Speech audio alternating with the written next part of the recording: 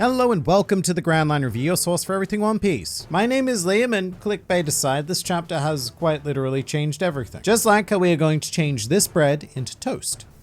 And yeah, I say things like this a lot, but that's because lately things like this have been happening a lot. But I've been reading One Piece weekly for going on 15 years now, and I have been waiting for this moment for almost exactly 15 years. But out of what seems like nowhere, Luffy has done it, and I am hype as crap. So the out of context summary for chapter 1026 is as follows. Hello and welcome to the Onigashima weather report. Tonight can be best described as cloudy with a chance of dragons, mostly because they make the clouds. Unfortunately, this overcast means that any minks will be rendered useless due to their unusually weather-dependent abilities. Thankfully, Monkey D. Moses has arrived to part the clouds, beat up the dragons, and thus render this entire weather report redundant. But at the very least, he had the decency to bless us all with the subscribe button for the Grand Line Review, the pressing of which will result in consistent injections of One Piece culture administered directly into your YouTube feed. Also, this video is part of September, where for the entire month of September, every time someone subscribes to this channel, we will be donating 10 cents to Make-A-Wish Australia, a group who work to grant life-changing wishes for children with critical illness. And not only have our subscribers been smashing it, but we've also recently surpassed our direct donation goal, so thank you for everyone who has contributed so far, and let's end the month with a bang. And also please do say hi in the comments below if you are a new member of the Grand Fleet. Welcome. Right though, let's get into this. There's quite a bit that happened this chapter, but my mind is unnaturally fixated on this sky-splitting spectacular. He's done it.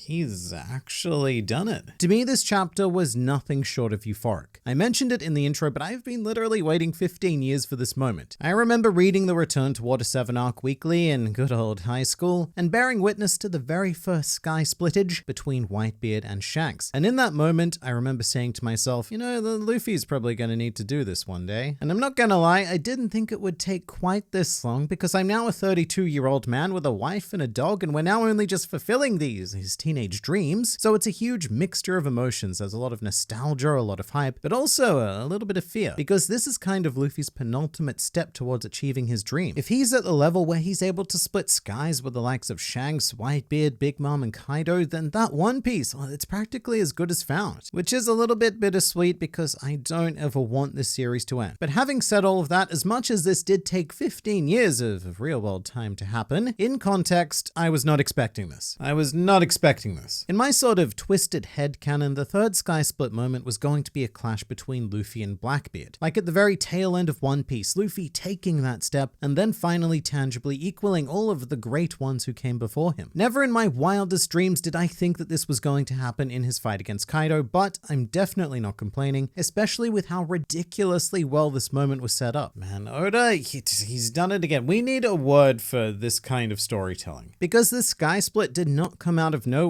Oda has used a very typical Oda device to set up this moment to perfection, and we've actually explored it very recently on several other occasions. It's a three-part idea, and the general concept is that the chapter opens up quite lightly and hints at what we're working towards. Then somewhere in the vast middle section of the chapter, that feature becomes dramatically relevant, and finally at the very end of the chapter, that element has its big payoff. So for example, in chapter 1024, it all began with a joke about Usopp having Conqueror's Haki, this is funny and stuff, but it was a brilliant little seed to plant the idea of Conqueror's Haki into the minds of the readers. Then in the middle, it was revealed that Yamato has Conqueror's Haki in a very dramatically relevant way. And finally, the chapter ended with a clash between Yamato and Kaido using advanced Conqueror's Haki, which escalated that idea even further to a wonderful dramatic climax. And it's the exact same formula we've got going in 1026. We start out very lightly with the Fire Festival and hinting at the clouds obscuring Onigashima. You don't, or at least I didn't think anything of it at the time, but that seed is planted. Then later on, those clouds become very dramatically relevant because the clouds are effectively spelling the doom of Inuarashi and Nekomamushi. And towards the end, we have the payoff with those clouds being split. Something that would not be anywhere near as effective without all of the work put into the earlier parts of the chapter. And that's before we even consider how well all of these story threads complement each other. This is micro-writing on a whole different level to what most mangaka are capable of, or at least what they display. Because not only is Oda juggling this gigantic battle within a gigantic arc within a truly mammoth series, but he's also paying minute attention to the individual stories being told within each chapter. And this chapter was the story of clouds, which, on paper doesn't sound very exciting, but it was. And we really do need a name for this type of chapter structure because Oda does it a lot, and it's more than just a simple beginning, middle, and end, or even setup and payoff, because there's actually an added step in between the setup and payoff. I don't know, if you have suggestions for what we could call this device, then go ahead and put them in the comment place. Let's also take a second to point out that this whole sky splitting thing was conducted in a very, how shall we say, unbalanced way. You've got Kaido in his hybrid form, which is what we're assuming is the most powerful of incarnations and things, versus Luffy, who is in no special form whatsoever. No gears, no nothing. Just a rubber lad in some sandals and a will to overcome any obstacle in front of him. Luffy's like, I don't even need gears to tank a full hybrid emperor. This is definitely the biggest flex of the year so far. But there's also a nice chunk of heart within this chapter because that one epic moment aside, quite a bit of time is actually dedicated to Momonosuke and his development, which is conducted with this kind of primal bluntness that only Luffy is capable of. The moment where Momonosuke bit Kaido was simultaneously victorious and hilarious. Hilarious primarily because of the face that Kaido is making. It's so extreme that it borders on comical, and I actually think this might be the first quote-unquote attack that has made Kaido react in this particular way. I mean, yeah, there were a couple of open-mouthed pain collectings from the vassals, but this particular instance is quite stunning. But there's also something about it that just makes it look like Momonosuke is just biting Kaido's butt. But in the end, which I think is a clever little double pun having just discussed butts, in the end, this has had a tremendous impact on Momonosuke's confidence. Regardless of how much damage was caused, if any damage was caused, Crybaby Momo has now managed to hurt the strongest living creature in existence. And there are very, very few characters who have been able to do even that much. Back to Luffy versus Kaido though, I may very well have to eat some of my old words here, because never did I ever think that Luffy would reach this level of, dare I say, equality with Kaido, and everything has happened so super suddenly. Over the course of like 2 in-world weeks, or a couple of weeks, whatever it is, Luffy has gone from being one-shot fodder to learning an advanced brand of one haki, then another, and now all of a sudden he's splitting skies like it's just no big deal. Wano may be a very long and in some places very slow arc, but as for in-world time, Luffy has scaled an entire mountain in almost no time at all. In fact, every second the raid goes on, he seems only to climb higher and higher, quicker and quicker. So I suppose the question can now be legitimately asked, will Luffy be able to defeat Kaido alone? Because almost everyone else by choice or by circumstance does seem to be trusting in him to tackle what was thought to be an absolutely impossible challenge. Even Eustace Kid in this chapter is placing his hopes in Luffy bringing down Kaido whilst he and Law tackle Big Mom. And that's a pretty stunning moment in and of itself, by the way. Did Kid really just say that? I think Kid has finally realized that he is not the protagonist of One Piece. Previously, I would not have thought this possible, and anything can still happen. We still have a lot to deal with, including certain 9 shadow-based prophecies that have yet to be fulfilled. But all I can really say at this stage is that I have unprecedented faith in our captain to make this work one way or another. Heading to another thread of the chapter now, and I think this does get a bit buried under all of the hype, but we have finally closed the book on pretty much the entire Zou storyline. That's it. That's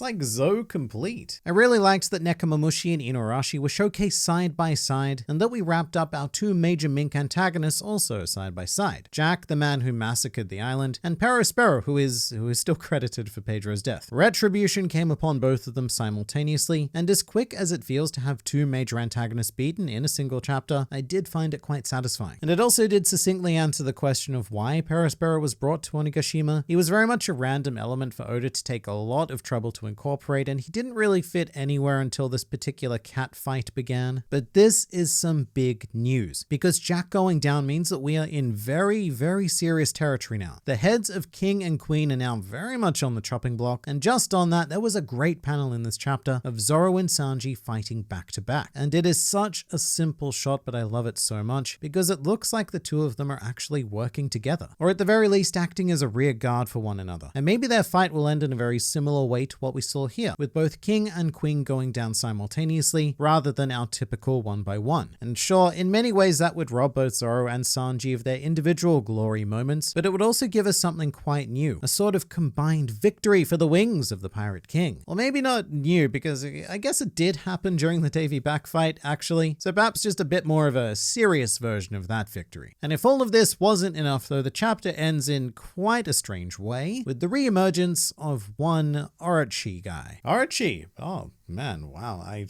not gonna lie, I completely forgot that you exist. And I'm really a bit stumped as to what Orochi's purpose is going to be going forward here. He was a nice element of chaos previously, but he's clearly being saved for something. Actually, you know what? With Momonosuke's, well, let's call them enhancements, perhaps what we have on our hands here is a future Momonosuke versus Orochi fight. Battle of the mythical devil fruits. And even better, battle of the mythical devil fruits wielded by very subpar users, which I think does hold some nice potential. Like for Momonosuke to ascend to shogunhood, it might be nice to have him defeat the previous shogun and also claim a bit of justice for good old Daddy Odin. And that would also be a very satisfying explanation for why Oda made Orochi so utterly useless. You know, it was done for an 8-year-old boy to feasibly be his opponent. Also, I can't believe I only just thought of this, but splitting the sky is finally going to make Onigashima visible to the people in the flower capital, which satisfies another one of our general arc endgame criteria. We usually need to defeat the enemy in full view of those in plight. So I could not be more excited because every chapter from here on out is just solid gas towards the finish line. Also, this week we had a fun cover page, and at face value there's nothing hugely special about it, just a straw hat in some sort of daily life situation with an animal, or actually animals plural. That's a surprisingly common formula. However, Nami's brand here, the cute cartoon lion, man, that hits me pretty hard because that lion is actually the one that Belmare made. Oh man, why